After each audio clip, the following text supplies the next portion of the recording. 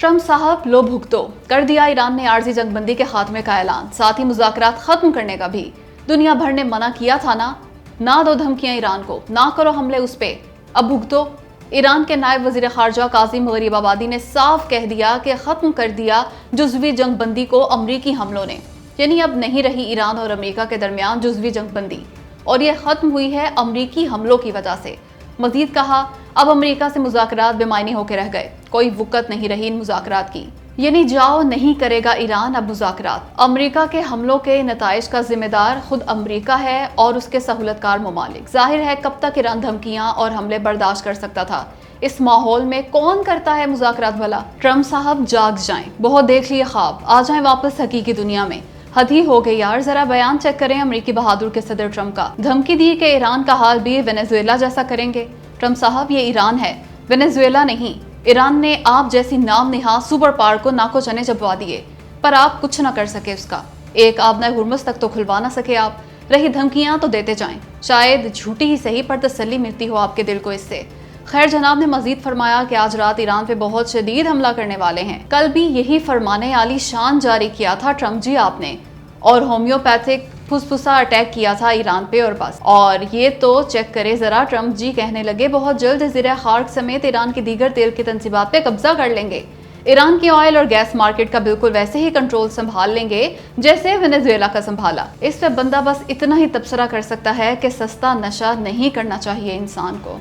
खैर, लग यही रहा है कि एक बार फिर फील्ड मार्शल आसिम मुनीर और वज़ीर आज़म शहबाज शरीफ के कहने पे ट्रम्प हमलों की इस धमकी से पीछे हट जाएंगे। ओमार ओए डिप्टी, यूएई ने ईरान को $3 अरब दिए ताकि ईरान हमला ना करे उस पे, यानी भत्ता दिया यूएई ने ईरान को, रिश्वत दी कि ये लो $3 अरब, बस खुदारा मुझ पे हमला ना करना।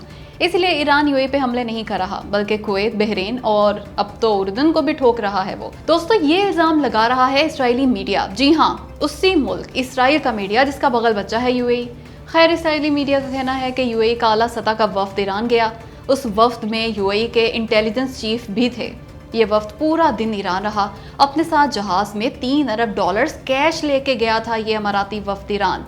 ये $3 अरब हवाले किए ईरान के और कहा प्लीज हम पे हमले मत करना, और फिर ये $3 अरब हार्ड कैश लेके ईरान मान गया। यही वजह है कि अब ईरान हमले नहीं कर रहा यूएई पे, यानी डील हो गई ईरान और यूएई की। अगर तो इसराइली मीडिया के ये इल्जाम सच हैं तो फिर तो बहुत ही बड़ी खबर है ये, और अगर गलत हैं तो यूएई तरदीद क्यों नहीं कर रहा इन इल्जामात की। क्या वाकई दाल में कुछ काला है? इस बारे में आप कमेंट करके बताएं कि अगर तो वाकई यूएई ने हमले ना करने के पैसे दिए ईरान को तो सही किया या गलत। दोस्तों, खबरें हैं कि अमेरिका की शदीद मुखालफत के बावजूद कतर और ईरान की डील हो गई। कतर ईरान को वो $6 अरब देगा जो अमेरिकी पाबंदियों की वजह से कतर में मुंजमद है।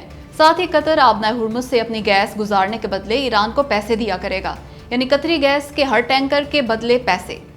मामला ये है कि कतर बहुत पहले ही राजी हो गया था ईरान अमेरिका जंगबंदी माहदे के बदले ईरान के $6 अरब गैर मुंजमद करने पर, लेकिन ऐन वक्त पे अमेरिका ने ऐसा नहीं होने दिया।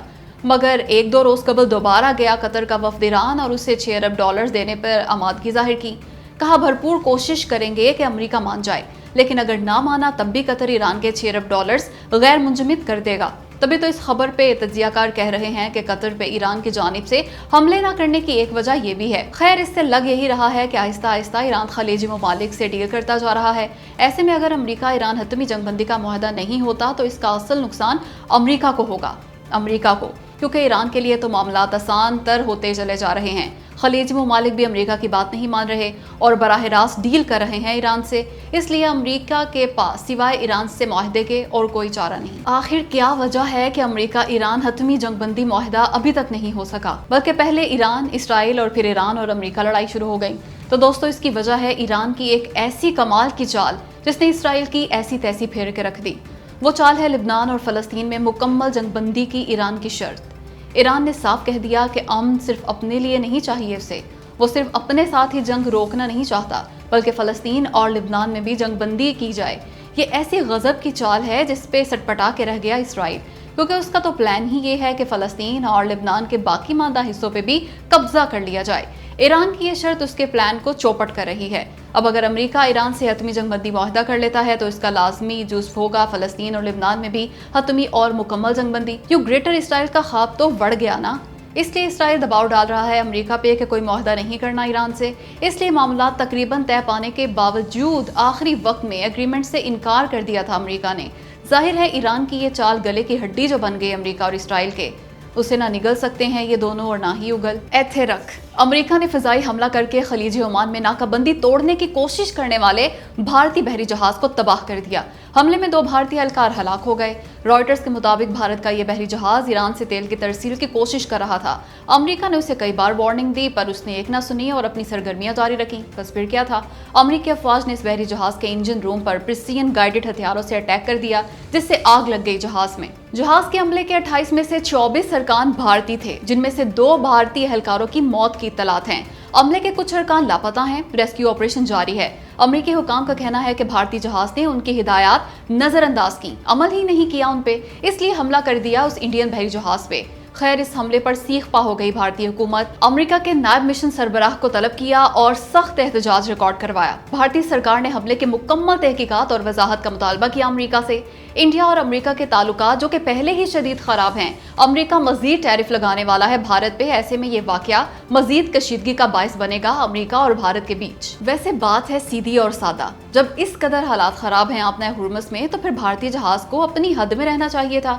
یہ پاکستانی جہاز نہیں تھا، کیونکہ صرف پاکستانی بحری جہازوں کو آبنہ ہرمز میں ایران اور امریکہ دونوں کی جانب سے بھرپور آزادی ہے تیل اور گیس لے جانے کی. ایران پہ دوبارہ حملے کر کے ٹرمپ نے بہت بڑی غلطی کر دی، ایسی غلطی جس کا شدید ترین نقصان ہوگا امریکہ کو. آئیں جانتے ہیں کیسے. دیکھیں امریکی ویب سائٹ کے مطابق ایران سے معاہدے میں مسلسل تاخیر کی وجہ سے شدید مایوسی کا شکار ہو گئے تھے ٹرمپ. یہ مایوسی اس قدر بڑھ گئی کہ انہوں نے ایران پہ دوبارہ حملوں کا فیصلہ کر لیا، لیکن ساتھ ہی ایران کو بتایا کہ صرف فوجی اہداف کو نشانہ بنائیں گے. تبھی تو ہومیوپیتھک اٹیک کیا امریکہ نے، یوں ایران کو اور مضبوط کر دیا. ایران کو اس امریکی حرکت سے واضح پیغام گیا کہ بے بس ہے امریکہ، وہ امن معاہدے کے لیے گڑ گڑا رہا ہے، اوپر سے جنگ سے بھی ڈر رہا ہے. یعنی وہ اب ایران سے مزید جنگ کی پوزیشن میں ہی نہیں. یوں ایران اب اپنی مرضی کی شرائط منوائے گا امریکہ سے مذاکرات میں.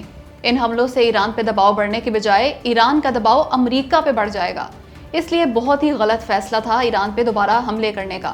مگر سوال یہ ہے کہ کیا ڈونلڈ ٹرمپ کو نہیں معلوم تھی یہ بات کہ کیا اثرات ہوں گے امریکی حملوں کے؟ تو جناب معلوم تھی، پر لگ یہی رہا ہے کہ وہ نیتن یاہو کے شدید دباؤ میں ہیں، ورنہ ایسا غلط فیصلہ شاید کبھی نہ کرتے ٹرمپ. مگر اب کر لیا ہے تو بھگتیں. وہ پنجابی میں کہتے ہیں نا، ہور چوپو. کوئی احسان نہیں پاکستانیوں کا آزاد کشمیر کے عوام پہ. پلے باندھ لیں اس بات کو اور چھوڑ دیں تانے دینا کشمیری بہن بھائیوں کو. کشمیری جان ہے ہماری، ہم ان کے لیے جان بھی دے دیں تب بھی کوئی احسان نہیں. فرض ہے ہمارا خود سے بڑھ کر ان کا خیال رکھنا. اس لیے جتنا جلدی سمجھ جائیں گے اس بات کو اتنا بہتر ہے. اس وقت کشمیر کے حالات ٹھیک کرنے کا صرف اور صرف ایک حل ہے اور وہ ہے مذاکرات. مذاکرات کریں جوائنٹ عوامی ایکشن کمیٹی سے. وہ بھائی ہیں ہمارے، سینے سے لگائیں انہیں، سنیں ان کی بات، دور کریں ان کے اعتراضات، بات چیت سے حل کریں تمام مسائل. دنیا کو تماشا نہ دکھائیں.